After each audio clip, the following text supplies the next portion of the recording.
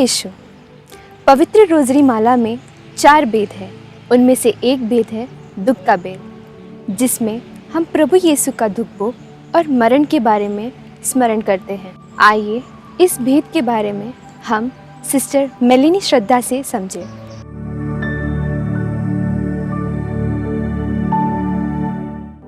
परिवारों को ईश्वरीय शिक्षा प्राप्त कराने के लिए पवित्र रोज़री माला से बढ़कर और कोई प्रार्थना नहीं है। प्यारे दोस्तों, आज मैं पवित्र रोज़री माला में दुख के भेद के प्रमुखता के बारे में बोलना चाहती हूँ। रोज़री में शरीर और आत्मा है जो हमें जीवन प्रदान करता है। रोज़री में मनन चिंतन के बिना आत्मा में शरीर के बिना के बराबर है। रोज़री माला विनती करना, माँ मरियम के साथ ईश्वर में श्रद्धा रखना है। जो हम माँ मरियम तथा प्रभु यीशु के जीवन की घटनाओं के द्वारा अपने आप को ईश्वर से जोड़ते हैं। दुख का भेद हमारे जीवन में शक्ति और प्रेरणा लाता है तथा हमारे जीवन के सभी कठिनाइयों को दिल से स्वीकार करने का साहस देता है। जैसे कि माता मरियम ने और प्रभु यीशु ने ईश्वर की इच्छा को अपने जीवन में पूरा करके हमें दिखाया है। यीशु के दुख के साथ साथ माँ मरियम ने भी काफी कष्ट अपने जीवन में उठाया है। ईश्वर के माँ बनने के बुलाहट से लेकर प्रभु यीशु के क्रूस मरण तक माँ मरियम ने अपने तथा अपने पुत्र के दुख को ईश्वर की इच्छा मानकर खुशी से स्वीकारा है। माता मरियम जीवन के हर मुसीबतों को ईश्वर की इच्छा मानकर उसे पूरा की।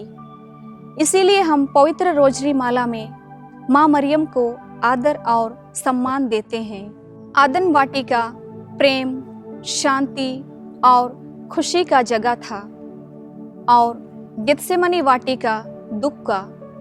एक वाटिका से पाप का उदय हुआ और दूसरे वाटिका ने उस पाप को मिटाया।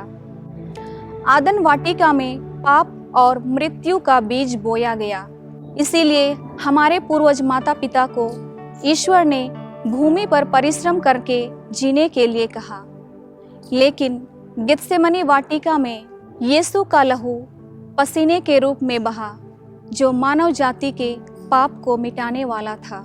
संत मत्ती के सुसमाचार अध्याय 26 वचन संख्या 36 और 37 में हम पढ़ते हैं तथा प्रभु यीशु के उस दुखद शब्द को सुनते हैं, मेरी आत्मा कितनी व्याकुल है और मैं मरने को हूँ। पुराने विधान में भेड़ के बच्चे को बलि चढ़ाने के लिए लिया जाता था। उस बेचारे मेमने को कुछ भी पता नहीं होता था कि उसके साथ क्या होने वाला है और उसे क्यों लिया जा रहा है। लेकिन ईश्वर के मेमने को, जो गेत्सेमनी बगीचे में खून का पसीना बहा रहा था, उसे सब कुछ पता था कि उसके साथ क्या होने वाला है और उसको किस तरह से मृत्यु का सामना करना पड़ेगा। ऐसी स्थिति में प्रभु यीशु ने अपने पिता से प्रार्थना की, हे पिता, अगर आप चाहें तो यह प्याला मुझसे दूर हटा दीजिए, लेकिन मेरी इच्छा नहीं बल्कि आपकी ही इच्छा पूरी हो। यीशु जानते थे कि यह दुख सजा नहीं लेकिन मानव जाति की पाप मुक्ति के लिए है और उसके बुलाहट का यही मिशन है।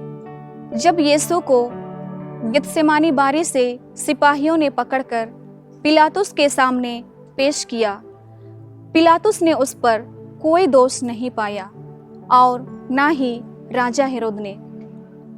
फिर भी पिलातुस ने यीशु को कोड़े मारने का आदेश दिया। सिपाहियों ने यीशु को कोड़े मारकर लहूलुहान कर दिया तथा उसे घसीटते हुए आंगन में ले गए। वहां उसको एक बैगनी वस्त्र पहनाया और उसके सिर पर कांटों का मुकुट रख दिया तथा उसका मजाक उड़ाया। उन्होंने यीशु के गालों पर थप्पड़ मारा, थूका और उसके सामने घुटने टेककर कहने लगे, यहूदियों के राजा प्रणाम। जितना भी उसको दुख देना था और नीचा दिखाना था, सिपाहियों ने उसके साथ किया और दुनिया के सारे पापों के साथ यीशु अपने कंधे पर भारी क्रूस ढोते हैं और कलवारी पहाड़ी पर अपनी जान मानव मुक्ति के लिए कुर्बान कर देते हैं। असली सोने की परख तपती हुई आग में होती है और अच्छे इंसान की परख दुख की घड़ी में। यह एक महान चिन्ह है जो प्रभु यीशु को प्राप्त हुआ। यीशु के क्रूस मरण से ही दुनिया को पापों से मुक्ति मिली।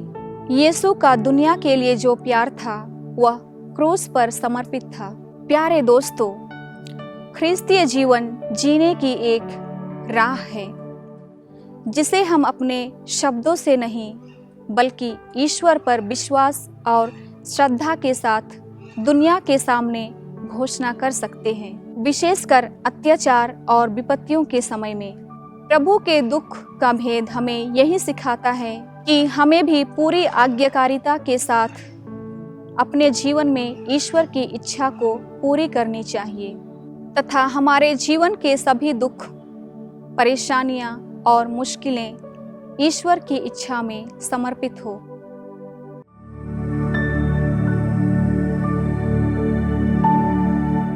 जय यीशु।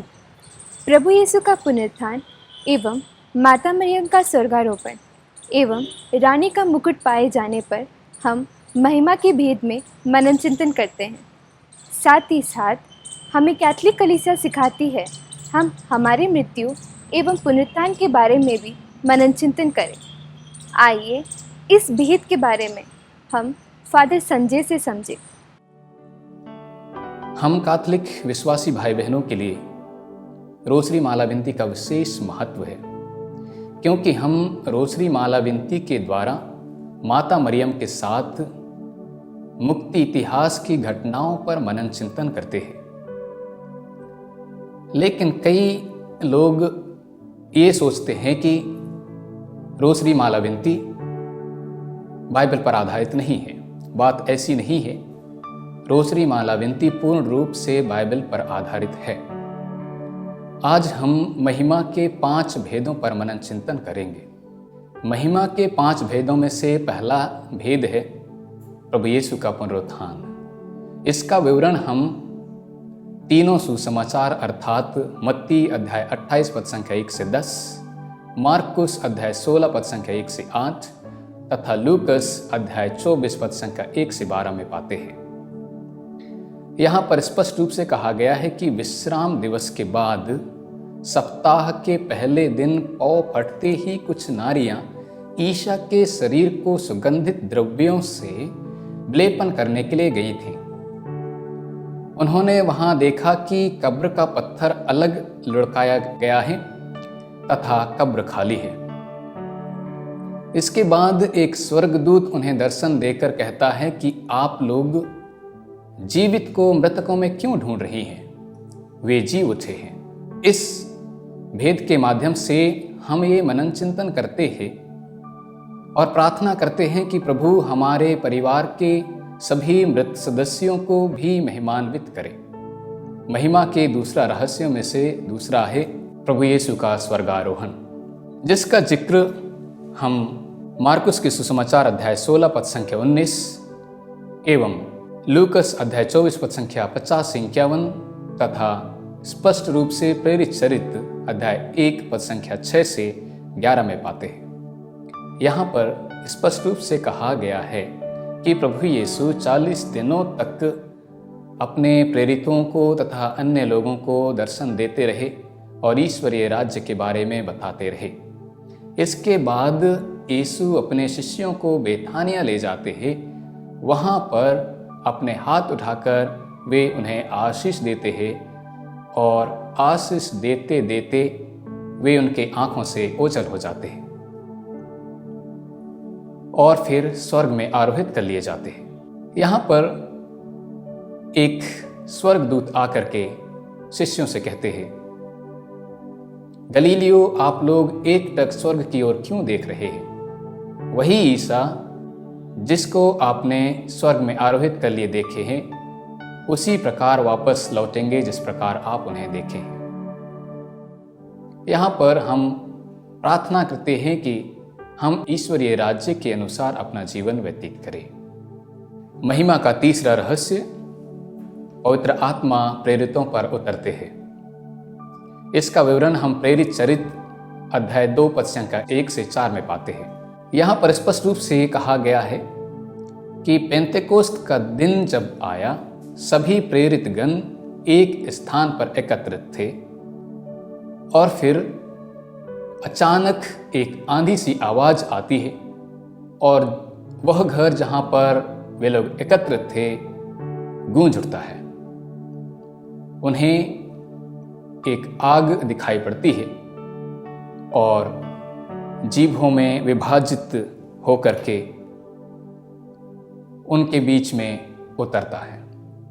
वे सब पवित्र आत्मा से परिपूर्ण हो जाते हैं और फिर पवित्र आत्मा के द्वारा प्रदत्त वरदान के अनुसार भिन्न भिन्न भाषाएं बोलने लगते हैं। इस रहस्य के माध्यम से हम ये प्रार्थना करते हैं कि पवित्र आत्मा हमारे बीच में आए और हमें भी अपने वरदानों से, फलों से विभूषित करे, ताकि हम ईश्वर के सुसमाचार के सच्चे गवाही बन सके। महिमा का चौथा रहस्य है, मरियम स्वर्ग में उठा ली जाती है।